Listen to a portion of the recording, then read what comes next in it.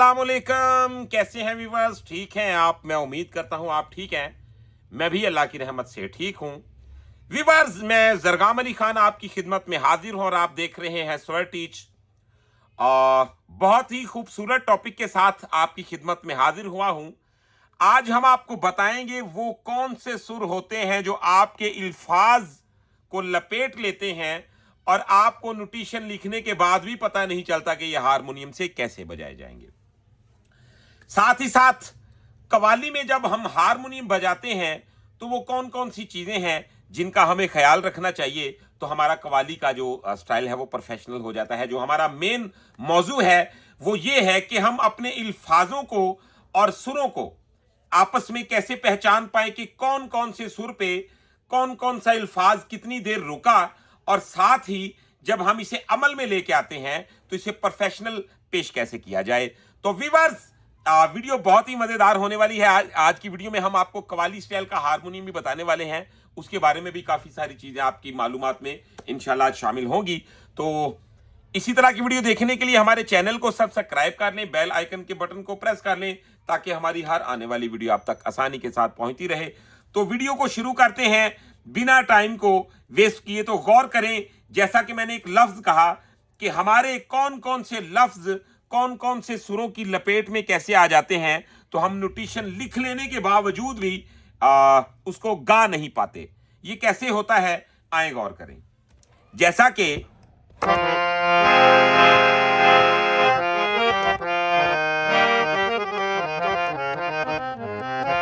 मैं कहता हूं, गम है या खुशी है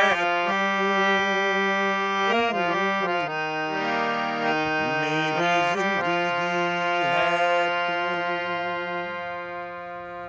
अब मैं आपको एक बात बताऊं कि इतना आपको सिंपल और आसान बहुत कम बताएंगे लोग।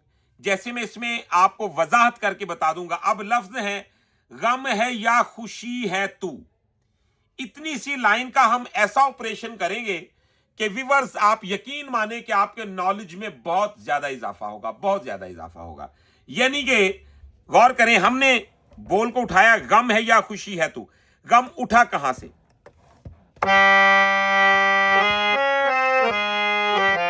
तो सा हमारा ये है, सारे गा मा दा नी दा पा मा गा रे सा। तो उठ कहां से रहा है? गम।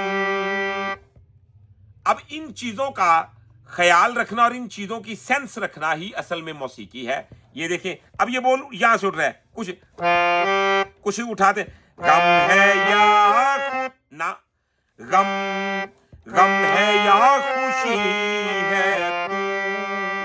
आपने कमेंट में जरूर बताना है कि आप ये गम सा से उठाते रहे हैं या रे से उठाते रहे हैं, और फिर असल रिकॉर्डिंग भी सुनिएगा, आपको खुद ब खुद पता चल जाएगा कि फर्क क्या है। अच्छा जी, अब रे से गम उठ रहा है, गम है। अब है रे पे नहीं, तो मैं क्या करूंगा, गम गम है या, तो खराब हो गया। जब आपने है को भी इसी पे कह दिया, यानी कि एक एक लफ्ज का एक एक सुर के साथ आपने मिजाज देखना होता है जी, कैसे कहा गया, कंपोजिशन की रिक्वायरमेंट क्या है, लफ्ज कैसे फिट किए गए हैं। फिर आप एक गाना भी याद कर लेंगे तो आपकी सारी मौसीकी सुधरना शुरू हो जाएगी। तो ये गौर करें क्या करना है। अब गम है, अब ये तो सिंपल हो गया ना, गम और है आ गया गा पे। गम है या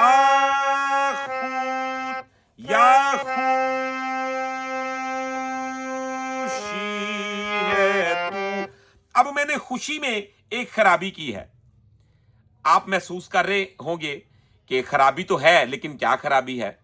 सुर लागे, रे गा गा पा गा रे सा रे। अब इसमें खराबी है,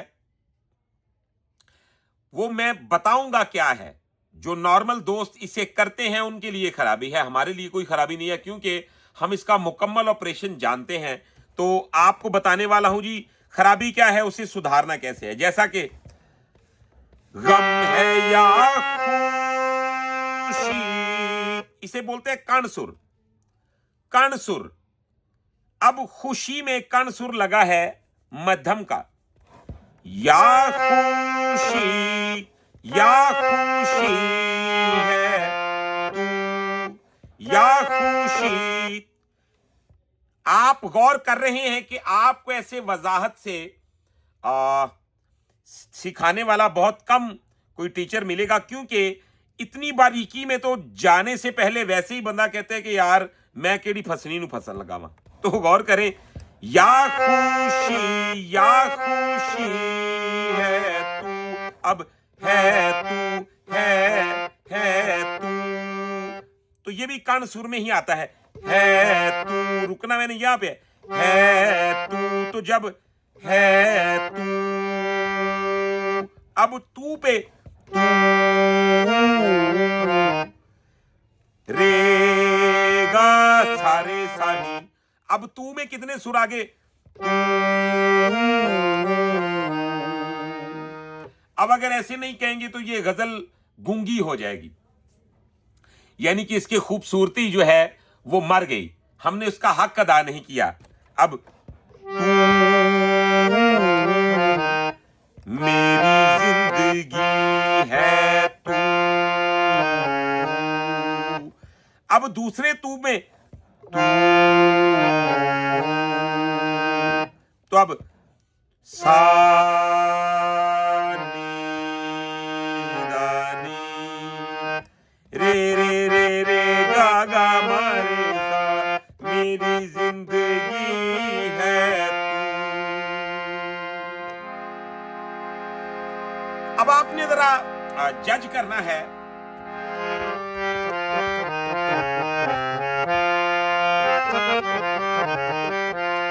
ये होता है हमारा तरीका, यानी कि गम है या खुशी है तू। अब खुशी को जो सुर लगे, गम है या खुशी, रे गा दा पा मा गा, मा पा गा मा रे सा रे, तो गम है या खुशी है तू। अब खुशी में जो सुर लग रहे हैं, जब हमें यह मालूम नहीं होगा तो खराबी ही खराबी है। मैं कहता हूं जी, गम है या खुशी है तू, तो सुर मैं वही लगा रहा हूं, लफ्जों को उस तरीके से नहीं निभा पा रहा हूं। जहां जहां जिस जिस सुर पे जो जो लफ्ज जितनी देर रुका है, इस चीज की सेंस नहीं, तो समझ लें कि आप नोटेशन लिख लें, जो मर्जी लिख लें, आपको गाने की समझ नहीं आने वाली। तो आपने अगर फोकस करना है तो इस बात पे फोकस करें कि कौन कौन से सुर पे कौन कौन सा लफ्ज कितनी बार रुक रहा है और कौन कौन सा सुर डबल आ रहा है। जैसे गम, गम है या, अब गम है या खुशी, गम है और या भी यहां से उठा। आप यकीन माने कि इस तरीके से एक गाना याद कर लें तो 40% आपका म्यूजिक सुधरता है। फिर इसी टेक्निक के साथ 2 गाने याद कर लें तो 60% म्यूजिक सुधर जाता है। फिर आहिस्ता आहिस्ता एक टाइम ऐसा आ जाता है कि आप हर गाने को खुद ब खुद ही सुधार लेते हैं। आपको पता चल जाता है कि यार इस तरीके के साथ ये ड्राइंग चलनी है। तो अगर एक गाना नहीं सुधारा, सारी जिंदगी प्रैक्टिस करते रहे, समझ में नहीं आने वाला। तो ये देखें, साफ करना है तो किस चीज को करें। अब मैं कहता हूं, आफतों के दौर में, अब इसमें आफतों के दौर, अब के ऊपर आ गया दौर, फिर मुझे रिवर्स आके पंचम को छूना पड़ रहा है। तो अगर मैं ये नहीं करता, मैं आफतों के दौर में, तो खराबी हो गई, गड़बड़ेशन हो गई। इस गड़बड़ेशन को जज करना ही म्यूजिक है। इस गड़बड़ेशन को जिसने सुधार लिया उसने अपना गाना सुधार लिया। ठीक है, अब मैं क्या अब मैं आफतों के दौर, तो मैंने आफतों के दौर, जो बिगनर हजरात खराबियां करते हैं मैं उनको समझाने के लिए ये ऐसे वजाहत से गलत करके भी और ठीक करके भी समझा रहा हूं आपको। तो क्या करें, आफतों के, आफ यहां पे था तो यहां पे आफ, आ यहां पे था, फ यहां पे था, आफ तो यहां पे है, के यहां पे है, तो मैं यहीं पे कह रहा हूं। आपने ऐसे समझना है और फिर बजाना है। मैं देखता हूं कैसे आपका हारमोनियम नहीं सुधरता, कैसे आपका गाना नहीं सुधरता, कैसे आपकी मौसीकी नहीं सुधरती। तो क्या करें,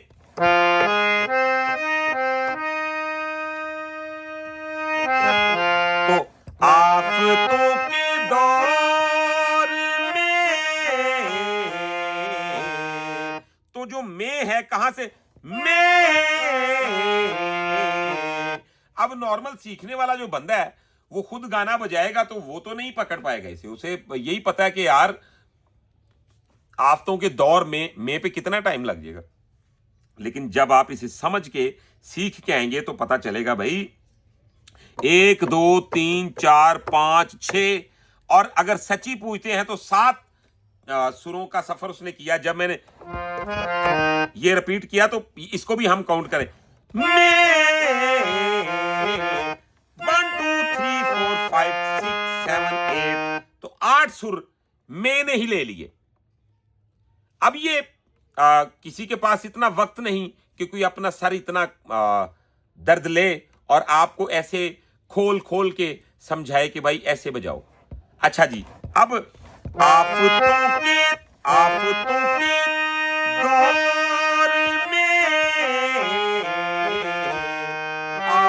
के दौर में, तो देखें आफतों के दौर में, अब चैन की घड़ी, अब की घड़ी, तो घड़ी में मध्यम यूज होता है लेकिन बिल्कुल छूता है और अपने गंदार पे जाकर रुक जाता है। ठीक है, चैन की घड़ी, चैन की घड़ी है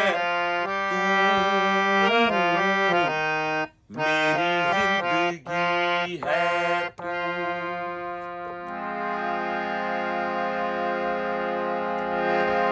अब ये हो गया जी हमारा शेर। ठीक है, और तरीका मैंने आपको बता दिया जी किस तरीके के साथ इसमें जो सुर है उनका यूज होता है। अब बहुत ज्यादा दोस्त सवाल करते हैं जी कव्वाली में हारमोनियम बजाएं तो कैसे बजाएं। अब कव्वाली में कोई वखरा नहीं कम हुंदा कि भी तुसी कव्वाली च बजाने ते ਤੁਹਾਨੂੰ कोई होर सुर लेने पैने ने, सुर वही है। सिर्फ और सिर्फ क्या है, थोड़ा सा टेक्निक का फर्क आ जाता है। आप क्या करें, सबसे पहले तो आप अपने पंच जो है उन पे वर्क करें। अगर आपके पंच नहीं सुधरे हुए तो आप ये बात जान लें कि कव्वाली में बजाना जो है वो पंच उसकी खूबसूरती को बढ़ाता है। अगर पंच पे स्टडी नहीं तो आज ही पंच पे स्टडी शुरू करें।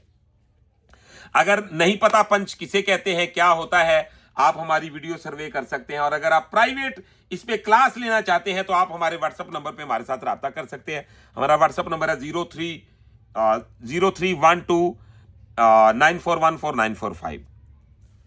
तो गौर करें,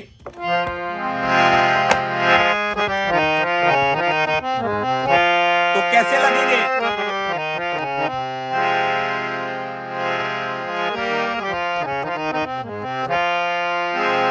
अब पंच क्या है, जैसा कि आपने ये 3 फिंगर को अलग कर लेना है और थंब को अलग कर लेना है। सा, इसको सा समझ लेना, सा सा पा सा सा पा सा सा पा सा सा रे रे पा रे रे पा रे रे पा रे रे सा सा पा सा सा पा। तो इसके साथ पंच की स्टडी की जा सकती है। आप हमारी पिछली वीडियो में भी जाके सर्वे कर सकते हैं। अच्छा जी, अब हम इसे जब अमल में लाते हैं तो सबसे पहले क्या हुआ जी, ये रिदम लग गया। अब हम इसी रिदम के मुताबिक अपने जहन में घुमाएंगे कि जी इसमें डिजाइनिंग कैसे की जा सकती है।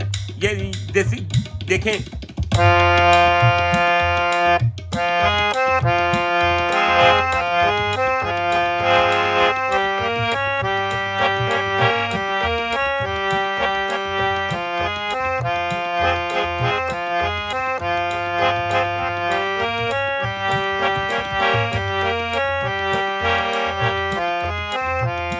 तो ये भी म्यूजिक बन गया है। तो अगर देखिए हमें सरगम का पता है तो हम क्या करेंगे,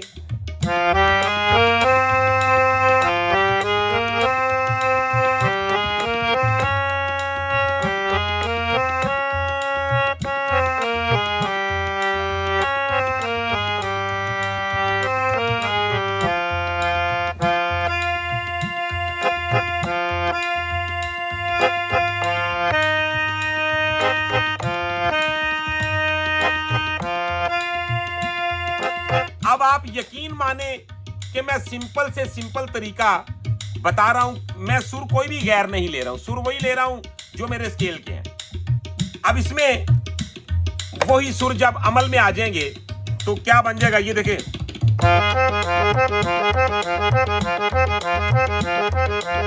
प्रैक्टिस करें, मजबूती लाएं।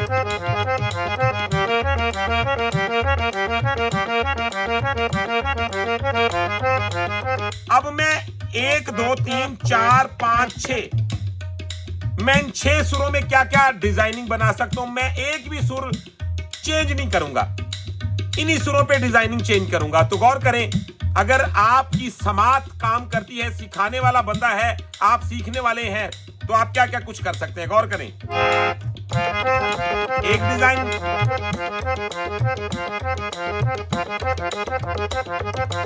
दो,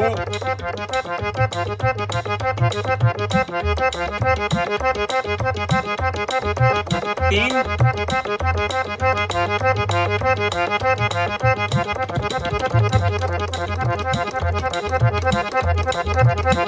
चार,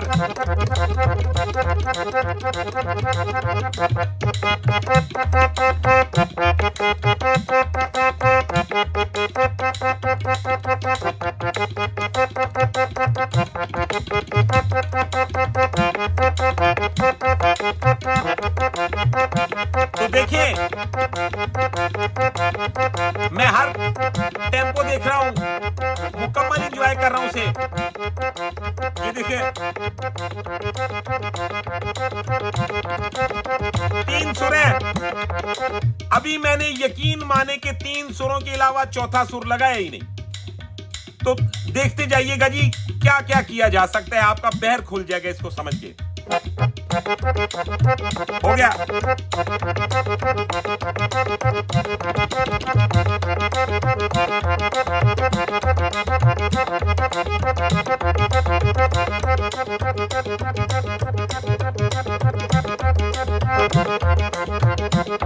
मैंने अलग अलग कर दिए इनको।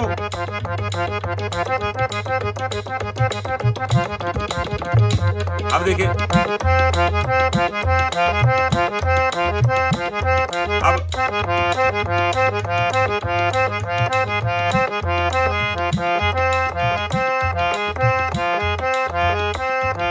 यानी कि आप टेम्पो के साथ भी खेल सकते हैं, इन्हीं सुरों के साथ भी खेल सकते हैं। अब अगर मैंने ऑप्शन में एक कॉर्ड और रख लिया, अभी मैं इसी छेड़ता हूं ताकि आपको जरा मजीद समझ में आए। ये देखिए,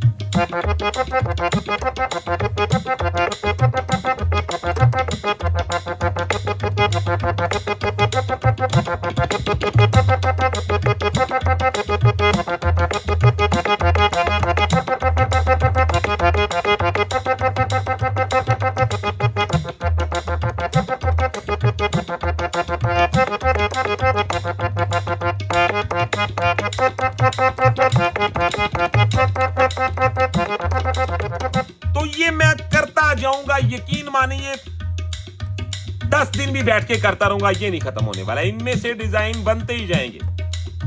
हमें पूरी सरगम पता होती है तो हम कहते हैं भाई ये गौन की करिए, भाई काम से काम निकालना होता है आपने। तो ये देखें, इसी इसी तरह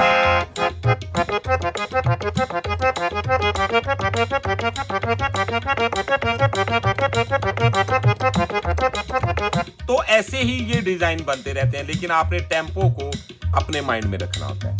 तो इसी तरह जब हम गाएंगे गम है या खुशी है मेरी जिंदगी है तू, मेरी जिंदगी है, गम है या खुशी है मेरी जिंदगी है।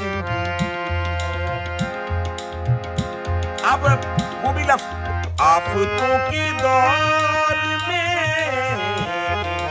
आफतों के दौर में चैन की घड़ी है मेरी जिंदगी है। तो ये आली जनाब हमारा वही सुरों का रिदम के साथ मुकम्मल सांचा जड़ दिया गया। तो ये होता है हमारा प्रॉब्लम कि हमें पता नहीं चलता कौन से सुर पे कितनी देर रुकना था, कौन सा लफ्ज कहां कितनी देर स्टे ले गया, और इसके साथ हमें ये नहीं पता चलता कि डिजाइनिंग बनाते वक्त हम समझते हैं म्यूजिक खत्म हो गया है। 3 सुरों की भी डिजाइनिंग सीखना शुरू कर देना आगाज में तो बहुत कुछ है। ये ना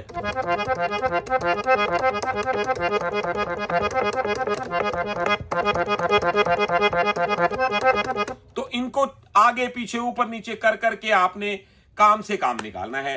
तो मुझे उम्मीद है कि वीडियो आपको बहुत पसंद आई है। अगर वीडियो पसंद आई है तो चैनल को सब्सक्राइब कर लें, बेल आइकन के बटन को प्रेस कर लें, और इसके साथ ही साथ अगर आप हमसे प्राइवेट क्लास लेना चाहते हैं तो हमारे व्हाट्सएप नंबर पे आप हमारे साथ रब्ता कर सकते हैं। हमारा व्हाट्सएप नंबर है 0321941445।